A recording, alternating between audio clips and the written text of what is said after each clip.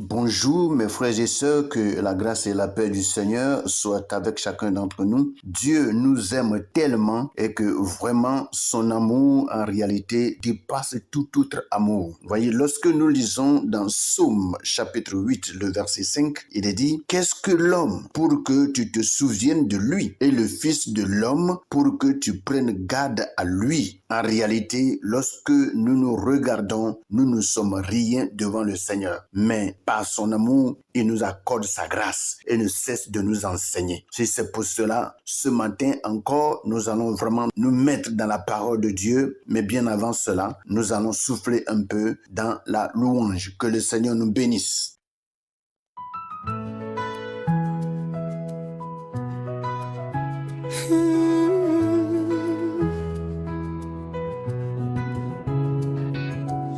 L'autre écouterait après t'accueillir ta voix, exemple de paroles à chanter. Je veux t'adorer, Seigneur, de tout mon cœur. Dans ta présence, je trouve le bonheur.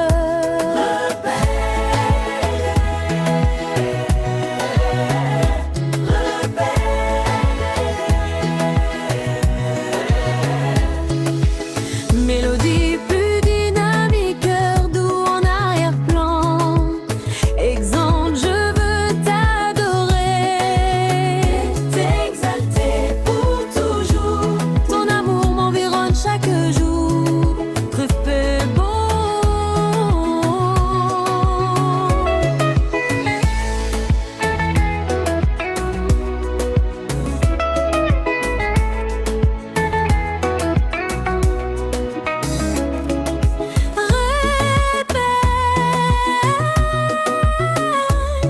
Ton amour m'environne chaque jour.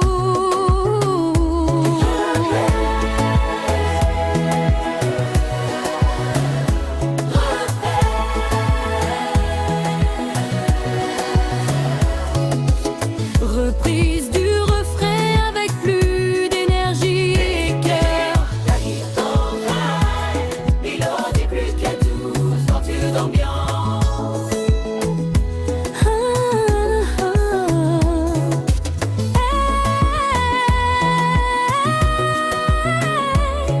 Ton amour m'environne chaque jour.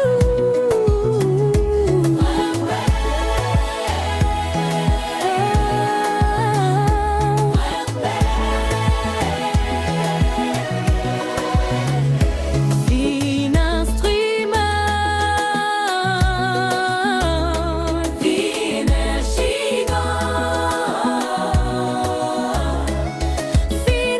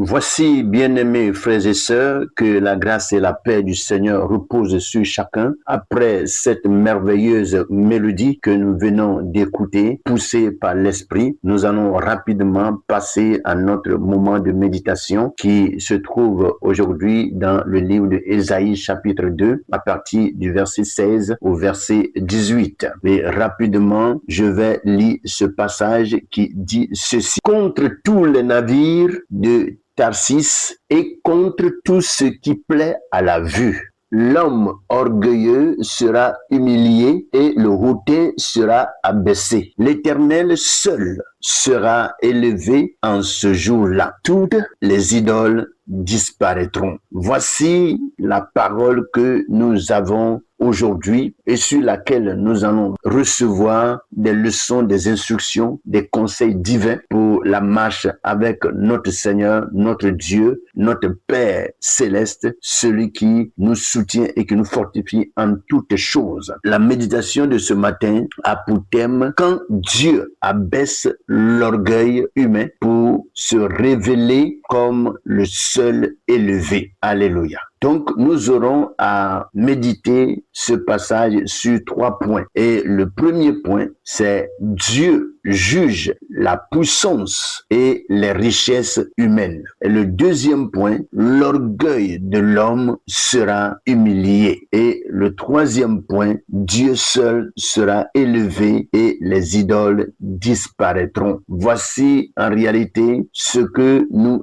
avons comme méditation à avoir en ce matin en 3 points. Et après cela, nous aurons une petite conclusion et après la conclusion, nous allons passer à un moment de prière qui va vraiment nous conduire à la fin de cette méditation. Bien-aimés, que le Seigneur nous bénisse et que l'entendement de chacun soit béni au nom de Jésus-Christ. Nous repartons au premier point qui dit ceci: Dieu juge la puissance et les richesses humaines. Les navires de Tarsis symbolisent ici la richesse, le commerce florissant et la confiance placée dans les systèmes humains. Dieu montre que tout ce qui paraît grand, solide et séduisant aux yeux de l'homme peut être renversé en un instant. Ce que je dis ici est vrai, mes frères. Vous voyez, lorsque l'homme croit que dans son commerce, que dans ses affaires, il avance et qu'il commence à avoir vraiment assez de richesse, à avoir de l'argent, alors il commence à ne plus se confier à Dieu. Parce que pour finir, il se confie dans ce qu'il croit gagner, ce que ses yeux regardent. Et alors, il détourne complètement ses regards de Dieu, ce qui veut dire que clairement, il n'a plus ce qu'on appelle la foi, il n'a plus ce qu'on appelle la spiritualité dans la chrétienté. Et ceci, en réalité, est dangereux pour l'homme qui habite sur la terre. Lorsque nous lisons Psaume chapitre 20, le verset 8, il dit « Ceux-ci s'appuient sur le char, ceux-là sur le chameau. Nous invoquons le nom de l'Éternel. » Il y a des gens dans ce monde qui ne comptent que sur ce qu'ils voient. Ils ne comptent que sur le bien matériel. Et ils ne comptent que sur l'armée. Ils ne comptent que sur la sécurité qu'ils ont, la protection qu'ils ont. Et ils détournent leur regard du Père, ils détournent leur regard du Créateur. Mais lorsque nous, enfants de Dieu, nous acceptons le Seigneur, nous portons nos regards sur l'Éternel. Nous portons nos regards sur Dieu, notre Créateur. Et c'est ce qui vraiment est merveilleux. Et si nous comptons sur Dieu, alors avec Dieu, nous allons faire des exploits. Alléluia. Proverbe chapitre 11, le verset 28, nous dit ceci. Celui qui se confie dans ses richesses tombera. Celui qui se confie dans ses richesses tombera. Vous allez voir aujourd'hui que il y a des gens qui étaient hautement riches. Ils étaient fortement riches. Mais aujourd'hui, ils sont comme des gens qui n'ont rien. Vous voyez, ils sont comme des gens qui n'ont jamais compté des millions, des gens qui n'ont jamais compté des milliards. C'est Dieu qui fait toutes ces choses. Parce que la parole de Dieu dit clairement que celui qui se confie dans ses richesses tombera. C'est la parole de Dieu. Et cette parole ne peut pas vraiment retourner à Dieu, vous voyez, sans avoir accompli son effet. Mes frères et sœurs, nous devons beaucoup craindre le Seigneur. Parce que lorsque Dieu déclare quelque chose, sûrement, la chose va arriver, la chose va s'accomplir sur la vie de ces créatures. Point 2. L'orgueil de l'homme sera humilié. Dieu s'oppose directement à l'orgueil, l'arrogance humaine qui cherche à prendre la place de Dieu sera abaissée. Le jour du Seigneur révèle la vérité. L'homme n'est pas autosuffisant. L'homme n'est pas autosuffisant.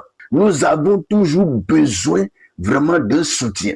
Nous avons toujours besoin de quelqu'un pour nous aider. Vous voyez, nous acceptons à marcher avec Dieu parce que nous croyons que nous ne pouvons pas seuls supporter nos problèmes et nous ne pouvons pas seuls apporter une solution à nos problèmes. Et c'est pour cela que nous avons besoin vraiment de quelqu'un pour nous soutenir, nous donner des conseils et nous diriger afin que les problèmes que nous avons puissent trouver une solution palpable et que nous puissions vraiment être libérés au nom de Jésus. Et comme je suis en train de le dire, mes frères bien-aimés, l'humilité attire la grâce de Dieu, tandis que l'orgueil appelle la correction. Vous voyez, l'humilité attire la grâce de Dieu et l'orgueil appelle la correction. Lorsque quelqu'un est orgueilleux, Dieu va toujours intervenir pour corriger ce dernier, afin que ce dernier revienne à la voie juste et propre.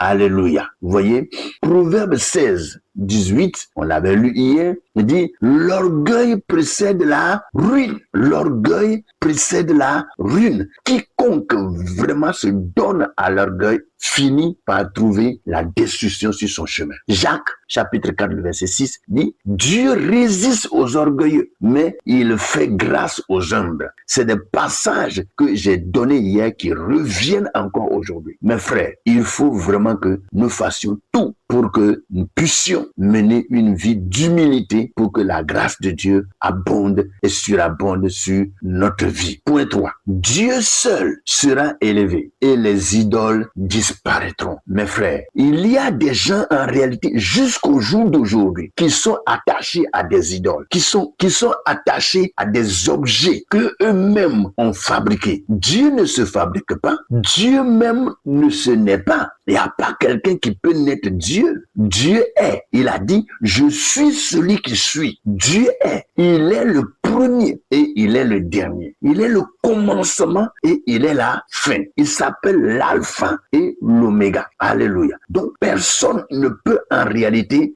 faire Dieu. Lorsque tu dis que tu fais ton Dieu et que tu prends un objet pour représenter Dieu, c'est que vraiment, chez toi, il y a quelque chose qui cloche. Dans ton esprit, là, il y a quelque chose qui ne va pas. On dit Dieu, quelqu'un qui est suprême et qui est capable de te diriger, de te soutenir et de te garder. Mais un objet que tu mets devant toi pour l'adorer, comment est-ce que cet objet peut te sauver lorsque tu es en danger? Mes frères et sœurs, pensons vraiment beaucoup sur certaines choses. Et si il y a vraiment quelqu'un qui m'écoute ce matin et qui est encore attaché aux idoles, il faut savoir que un jour, les idoles vont disparaître parce que il faut que ce soit Dieu seul qui soit élevé. Alléluia. Quand Dieu se manifeste, toutes les idoles tombent. L'idole visible ou invisible, argent, pouvoir, réputation, tradition, autosatisfaction, rien ne peut subsister face à la gloire de Dieu. Rien. Toutes ces choses ne peuvent pas subsister. Et c'est pour cela, lorsque quelqu'un croit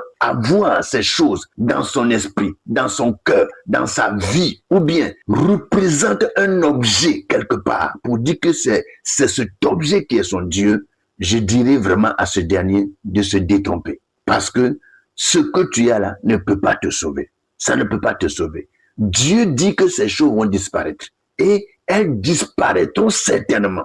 Ésaïe 42, le verset 8 nous dit ceci. Je ne donnerai pas ma gloire à un autre. Dieu ne donne pas sa gloire à un autre.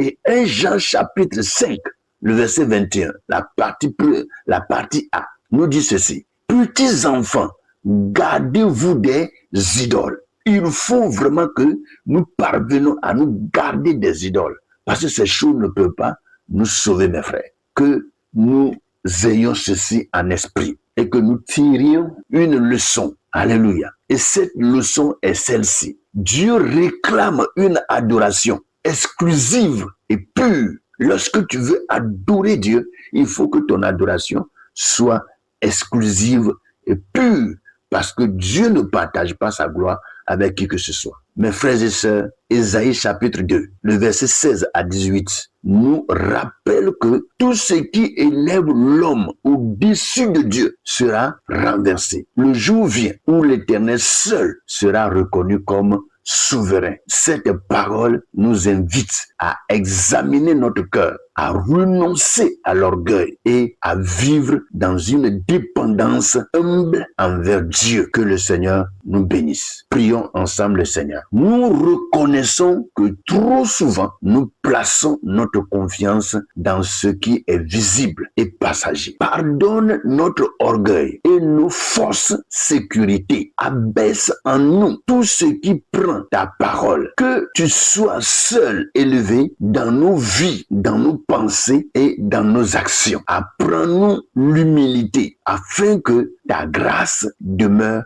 sur nous. Au nom de Jésus-Christ, nous avons prié et nous disons tous Amen. Que le Seigneur nous bénisse et que sa grâce, sa paix et ses bontés soient notre partage au nom de Jésus. Amen.